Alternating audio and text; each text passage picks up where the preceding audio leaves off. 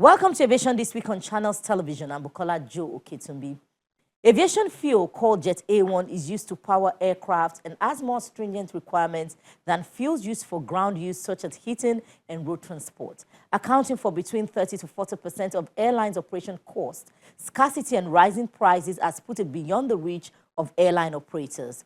Just recently, critical participants in the aviation industry reached an agreement to sell Aviation Jet A-1 at 500 naira to prevent a shutdown of airline operations across the country after the price peaked at an all-time high of between 670 naira and 700 naira. This commitment is coming from the Nigerian National Petroleum Company Limited after a meeting with marketers, regulators, and operators in the sector. The NNPC said it also has plans to grant licenses to the airline operators of Nigeria to commence importation of aviation fuel. Will this put an end to the prevailing cost and scarcity of Jet A-1? That's where our conversation tilts this week. Let's take to the skies.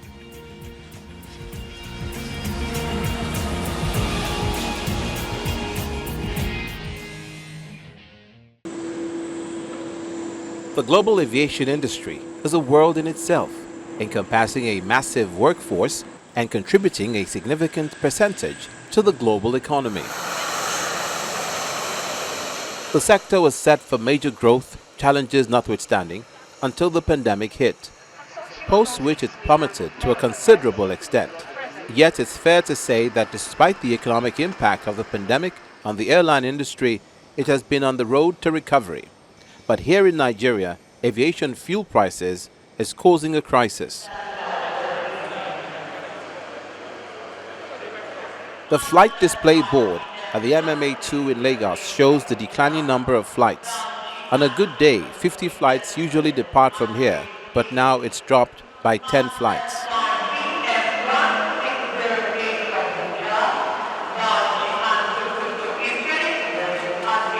The downward review of schedules shows the seriousness of the situation.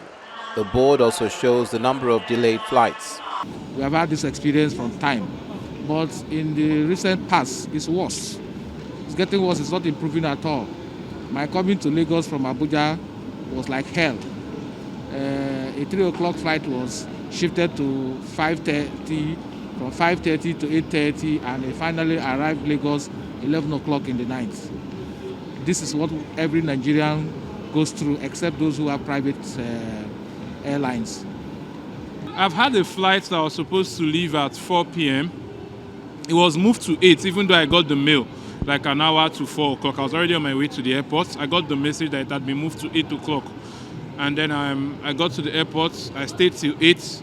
It was delayed for an hour, delayed for an additional hour. Eventually, we left. It was Port Harcourt Airport. We left at 10:05 and then arrived Lagos around 11, past 11 or thereabouts. So a couple of times I've had flights delayed, and unfortunately there's nothing we can do as consumers or as passengers. We just have to wait. The general aviation terminal is not left out as several flights have departed, but some are rescheduled. I came here since around 4:30, 5 o'clock to board the flight to Benin, and they rescheduled the flight to 10 o'clock.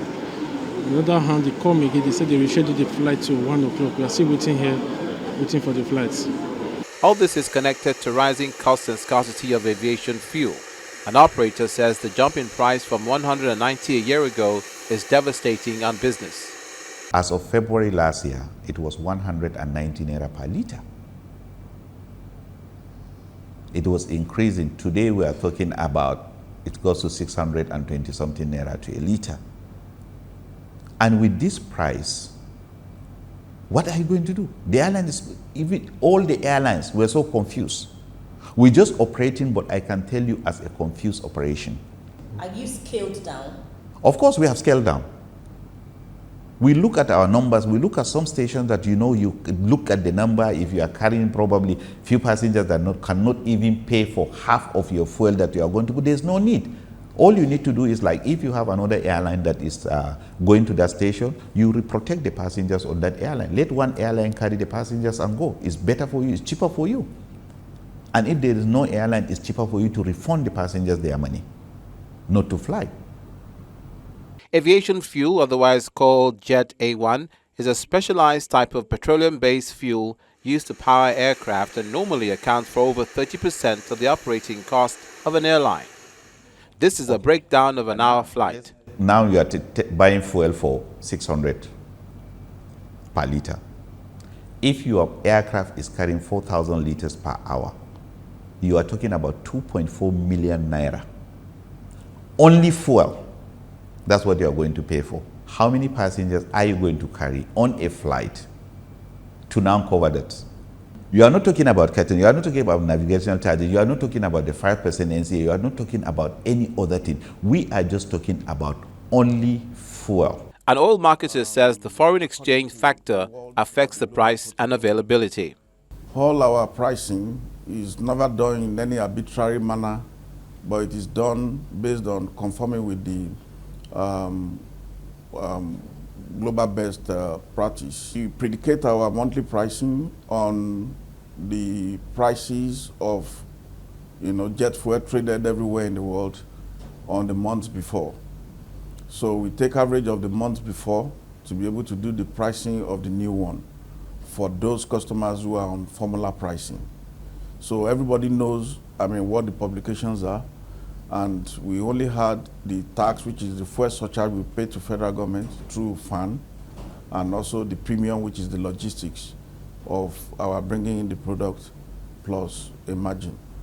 Doing business that will have this market increase and maintain the same price if it's their own business. The consistent shortage appears to be driving airline operators to the brink as they make an appearance at the House of Representatives. You are supposed to be concerned about the price. You are supposed to monitor. So you are failing your duty. Now it appears a solution is in sight. We agreed that they will sell it for the next 3 days at 500 naira to the liter, and on day 3 or day 4, they will switch to the new formula that everyone can access and can compute. In 3 days' time, representations from MOMAN, DABMAN, and the airline operators will sit down and agree on basis of a transparent basis of pricing, which means that they have to have a reference benchmark that is quoted transparently in the market. They will have a reference exchange rate for the naira so that anyone can compute. And then they will also engage and agree on a premium which is differs from customer to customer depending on the volume of the product you buy, and then the credit limit that you are able to do. The Nigerian National Petroleum Corporation Limited has also disclosed plans to grant license to the airline operators of Nigeria to begin importation of aviation fuel. Our guest has about 40 years of experience spanning airline operations and other subsectors, which includes airline technology solutions. With a background in economics, Mr. Gbenga shares his view on the current aviation fuel crisis. With us, and all businesses are getting used to that kind of malady in the economy. We're a fuel producing nation, and yet we still have problems of shortage of fuel on the road and on the air for reasons that we just could not understand. Is it contamination? Is it Ukraine war? Is it that we have no money to buy? What exactly is our problem? We need to know. I love the interference of the Congress. I love their responsiveness to the earnings of the airlines, but that is not the solution. Airlines are there to run airline business, and providers are the best to provide services, efficient services at most economic price. If our airlines goes to import aviation fuel themselves, that is a business on its own, with all the intricacies of processing the fuel, storing the fuel, haulaging the fuel, and at the end of the day, their price may be higher than even the market price we're talking about. I don't think it is a stopgap measure for them to import themselves. it may not help because the cost-benefit analysis at the end of the day may outweigh the benefits they intend to realize. Fuel globally, aviation fuel, was $2.36 per US gallon. $2.36, $2.36 per US gallon. And the US gallon is 3.8 liters. That means that fuel per liter is 62 cents per liter. And 62 cents, if you convert at our 500 naira to the dollar, should give us about 310. So if government is helping at 500 naira, they are not helping. They're still not helping the airline.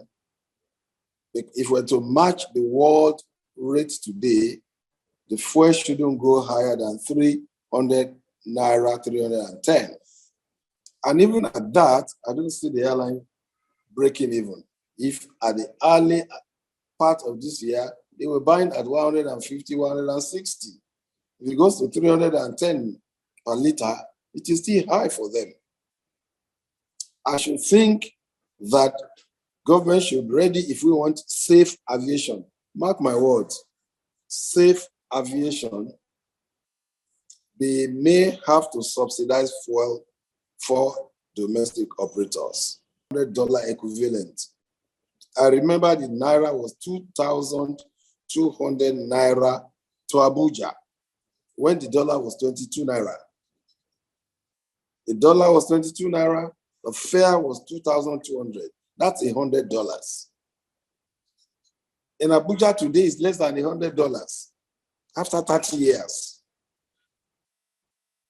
If we don't help these airlines like they are shouting, we might be asking for accidents, which we do not pray for, or these airlines will go the way the others have gone. So government has to get serious about aviation in Nigeria. AFRA has a workable arrangement with its members, negotiating jointly aviation fuel.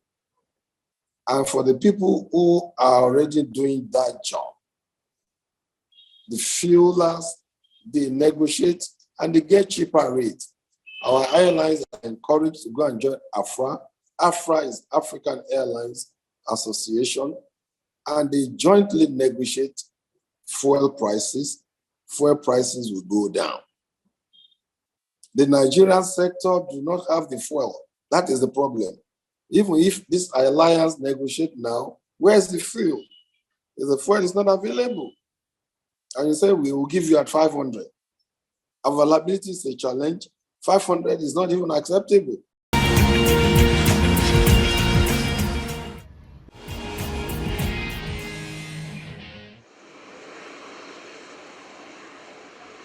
Budget carriers Frontier Group Holdings and Spirit Airlines have unveiled plans to merge in a $2.9 billion deal that would create the fifth largest U.S. airline and tighten competition against traditional carriers.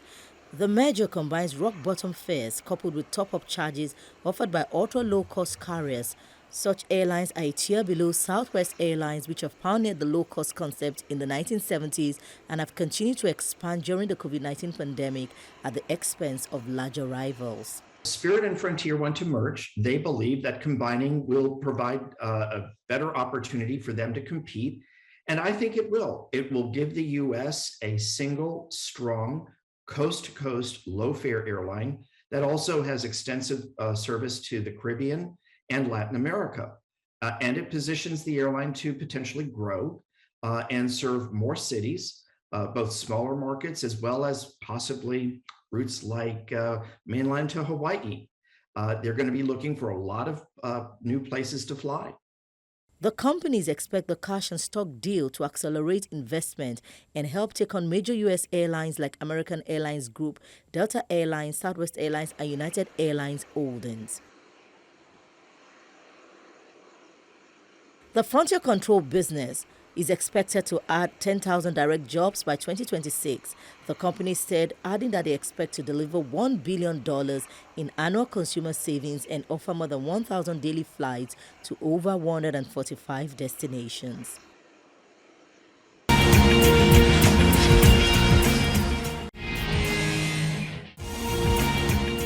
Newsflash begins with the return to the country of over 150 Nigerians stranded in Libya. The returnees arrived at the cargo wing of the Muritala Mohammed International Airport in Lagos aboard a Boeing 737 aircraft. According to the National Emergency Management Agency, 41 of the 162 returnees are female adults, while 96 are adult males. NEMA said this is the 91st flight to convey Nigerians stranded in Libya back to the country since April 2017, while at least 24,000 people have returned to Nigeria. Meanwhile, another batch of 31 Nigerians fleeing from the war in Ukraine arrived the country from Romania, which included students. Nigeria has so far evacuated nearly 1,500 out of the expected 5,000, for which the federal government has provided $8.5 million for their repatriation.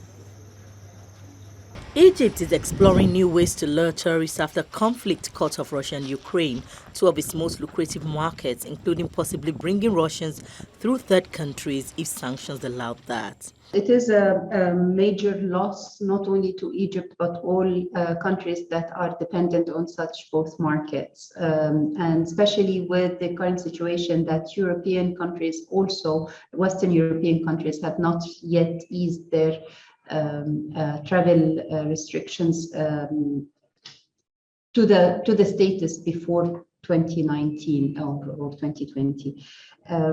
Our efforts continue to open various markets. We've just ended up a call with the UK, and we have plans with other European countries, Germany, Spain, France, Hungary, all Western European, Italy, trying to check how they are ranking Egypt in the coming period. Egypt has been working at increasing tourists from Western Europe, including Britain, Germany, Spain, France, and Italy, as well as Hungary and Gulf Arab countries, especially ahead of Ramadan and Easter next month.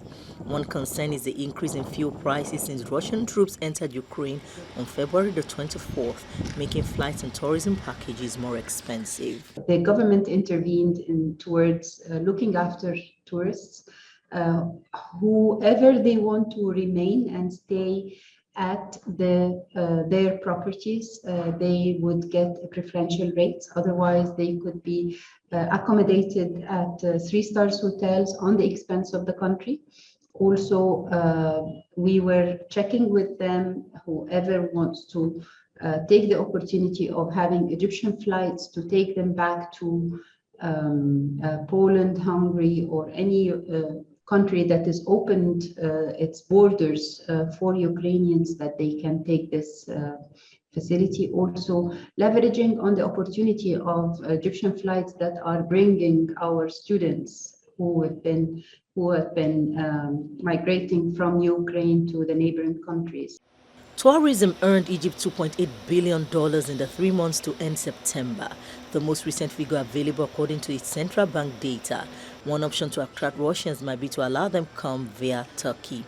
In the meantime, Egypt has been receiving empty flights from Russia to bring home Russian tourists stuck in Egypt. It has also been offering Ukrainians stranded in Egypt passage to Poland, Hungary, or countries that have opened their borders to them. Some of these were on Egyptian flights headed to countries bordering Ukraine to pick up Egyptian students who had fled from the conflict.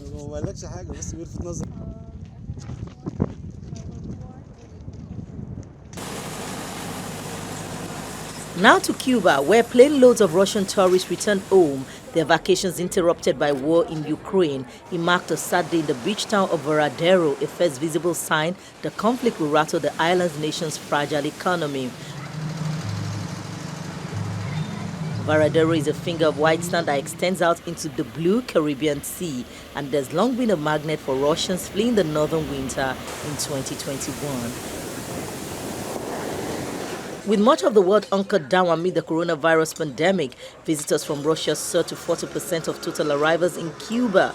At least 8,000 Russian holidaymakers scrambled to find flights home from Cuba after many Western nations closed airspace to Russian aircraft in an act of solidarity with Ukraine. The predicament means Cuba will struggle to meet its goal of 2.5 million tourist arrivals in 2022, says an expert on the Cuba economy at Augusta University in Georgia.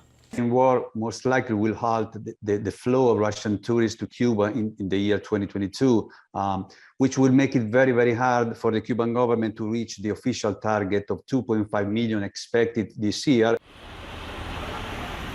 Future flights from Russia to Cuba have mostly been scrapped until further notice.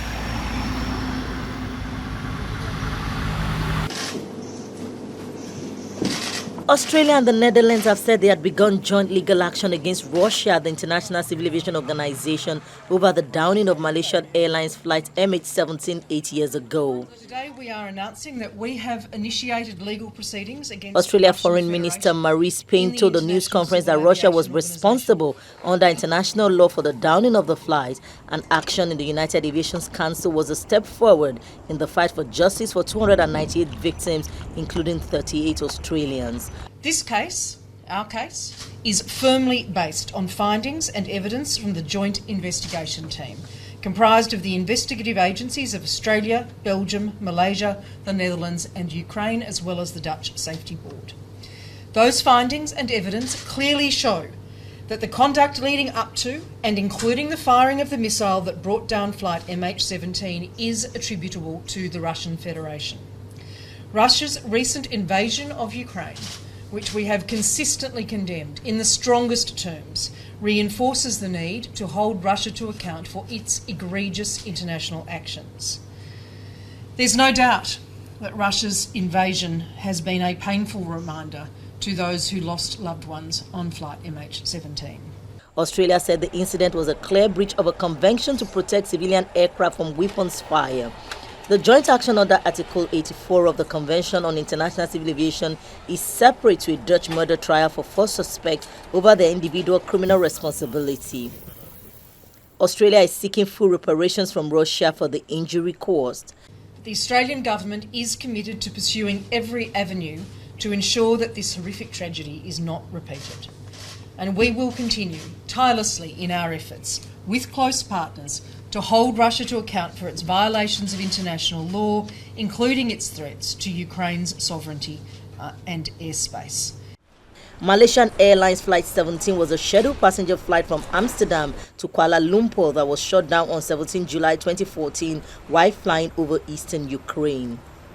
While Australia and Netherlands seek justice over the downing of MH17, Japanese airline operator ANA Holdings said it would only raise fares as a last resort to cover European route changes. That's coming from the new boss of ANA, who is also promising belt-tightening options for the carrier. The impact on our earnings will depend on how long the situation in Ukraine will continue, so we will closely monitor that. But right now, the demand for international flights is under 10% compared to normal times due to COVID-19. The situation in Ukraine piled up on top of that, but at the moment, I don't think it has a big impact on our earnings. The incoming boss of ANA believes the crisis in Ukraine is so far to having a limited impact on earnings, as the airline had already scaled back international flights due to COVID-19. We will do everything we can to avoid price hikes due to the change of European routes. However, we may be in a situation where we will have to slightly increase airfares to make up for the amount we cannot bear by cost cutting. But at this point, we will make every effort to tighten the belt so that we can maintain the flights to Europe. His comments are the latest to illustrate corporate Japan's drive to avoid price increases despite the spiking cost of fuel and commodities. Years of deflation have made Japanese consumers ultra-sensitive to price hikes and forced companies to avoid increasing prices, prolonging the economic malaise. ANA, like other airlines around the world, changes routes over Europe following Russia's invasion. This is our final destination on the program. Thank you so much for watching. I'm Bukola Jo Oketumbi. See you next time.